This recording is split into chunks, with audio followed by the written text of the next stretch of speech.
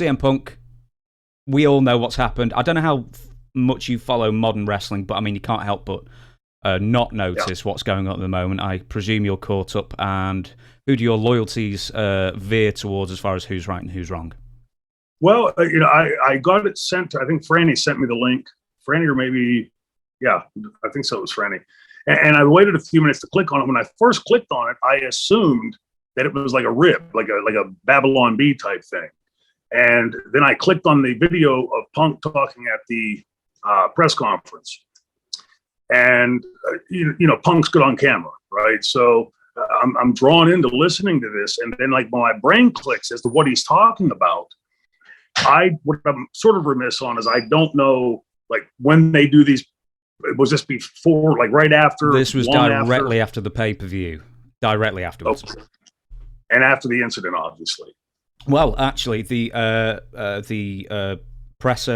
pay-per-view happens, then the press conference, and then the fight actually happens during the rest of the press conference. Oh, okay. So I had it sort of chopped up differently. First of all, the very first thing that I'll throw in here is in our business, in any business, you don't air dirty laundry at work, right?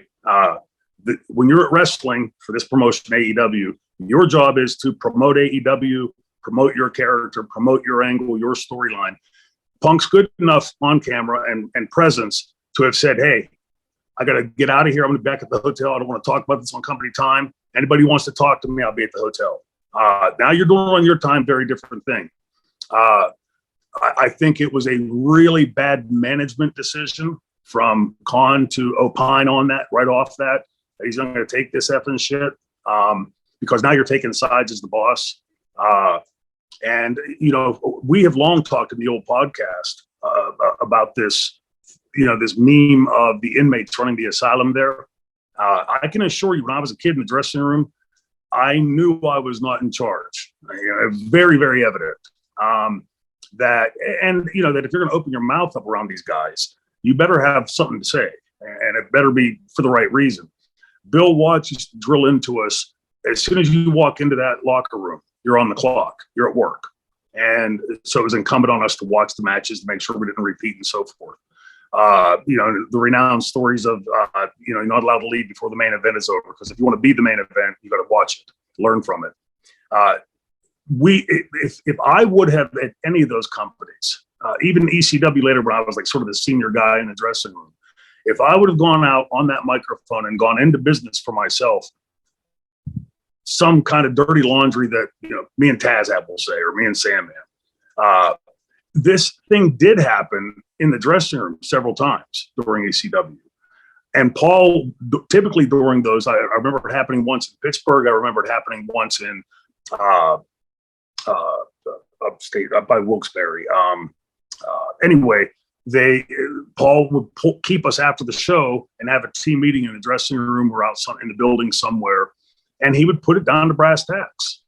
Shane, do you think Sandman's a valuable contributor? Sandman, do you think Shane? And then you'd come to that and find that middle ground somewhere. But we never aired that outside of the company. And I think just for having done that, I don't know what was precipitating it, but the talking about lawsuits and stuff found, and God Almighty, that's not the place for that. I mean, you just had a pay-per-view. Talk about that pay-per-view. Talk about the company. From what I'm looking at, and again, this is just a completely esoteric view looking in from the outside occasionally. I see them climbing up to the million range here and there, and then within a week or two or three, they're down to 300,000, 400,000, 500,000, and then it seems like they build back up again, and it's been this sort of up down, right? Well, with the main show Dynamite, it sort of hangs around maybe 850 to a million, and then their secondary show Rampage is under 500 pretty constantly these days, from a million peak on the first show when I think CM Punk debuted. Right. So you have, when you have 2.5 years, next month will be 3 years, right? Started the third year. And the amount of money that they've been spending there, I would have expected by now on a great outlet like TNT that has the history of wrestling and all of that they would have found that audience that would have allowed them to, when people say competing with Vince, Vince is very WWE now is very much a monolith, right? It's the entity, it's the NFL of wrestling. So if you're going to compete against that, it's sort of like words I wouldn't use. Keep plugging away at it until you're sort of nipping at the heels. But I see these videos sent to me all the time of Tony Khan like throwing himself into that mix in a way, and it's disingenuous. My son plays high school football. It'd be disingenuous for his team to go out there and put a video online and say, "Hey, we're going to kick the best team in the NFL's ass," right? I mean, everybody just sort of chuckle at it.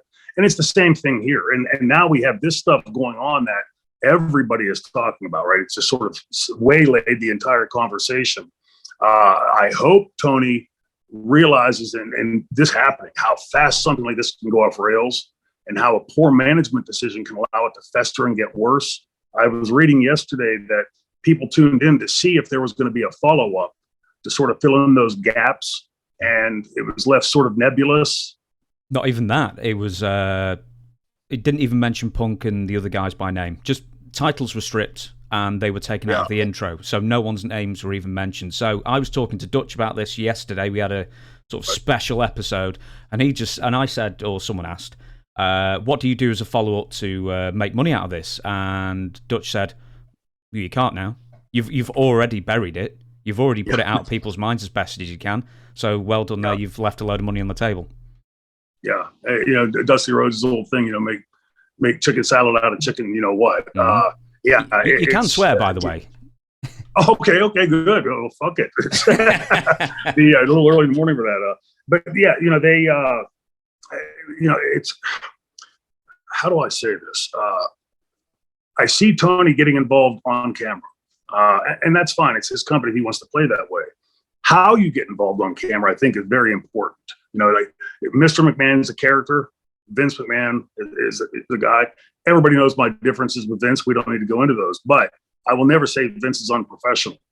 I'd be wondering right now, if I was an executive in TNT, this kind of stuff going on, and this is the company that we're airing, you sort of get this, the audience starting to believe there's some kind of a marriage there. Mm-hmm. And it'll be curious to see. I'm reading yesterday. Well, I'll say this. I heard one thing yesterday. I won't use names because it would sort of pinpoint who told me. There was a meeting ostensibly yesterday with attorneys, and somebody threatened hostile work environment. In America, I don't know how it is in England, but you go and you get that into a courtroom.